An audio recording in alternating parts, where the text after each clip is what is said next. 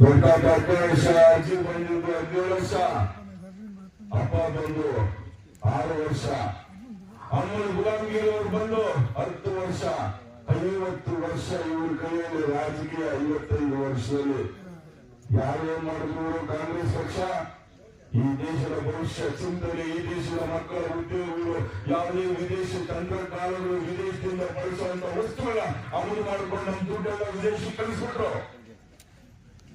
ನರೇಂದ್ರ ಮೋದಿ ಅವರು ಬಂದು ಏನ್ ಮಾಡಿದ್ರು? ಯಾವುದೇ ವಿದೇಶಿ ವಸ್ತುಗಳು ನಾವು ಕೊಂಡಲ್ಲ, ಆ ವಿದೇಶಿ ವಸ್ತುಗಳು ಇಲ್ಲೇ ಫ್ಯಾಕ್ಟರಿ ಮಾಡಿ, ಇಲ್ಲೇ ತಯಾರು ಮಾಡಿ, ಇಲ್ಲೇ ಪ್ರತಿಯೊಬ್ಬರಿಗೂ ಮೇಕ್ ಇನ್ ಇಂಡಿಯಾ ಮುಖಾಂತರ ಪ್ರತಿಯೊಬ್ಬರಿಗೂ ಇಲ್ಲೇ ತಯಾರು ಮಾಡಿಕೊಡ್ಬೇಕು ಅಂದ್ರು.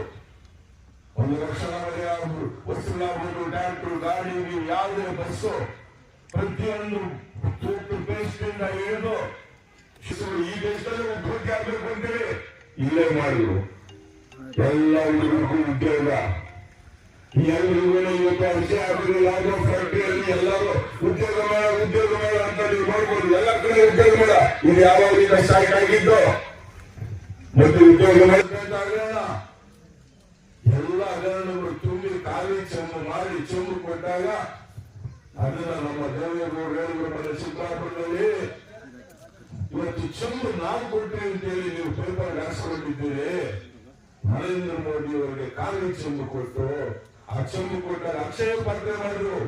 ಎಲ್ಲ ಫ್ಯಾಕ್ಟರಿ ಇಲ್ಲೇ ಆದ್ರು, ಎಲ್ಲರಿಗೂ ಉದ್ಯೋಗ ಬಂದು, ಸಂಪಾದನೆ ಟ್ಯಾಕ್ಸ್ 10% ಟ್ಯಾಕ್ಸ್ ಬೆಳೀತು. ಈ ದೇಶ ಅಭಿವೃದ್ಧಿ ಕಂಡಂಗಾಯ್ತು.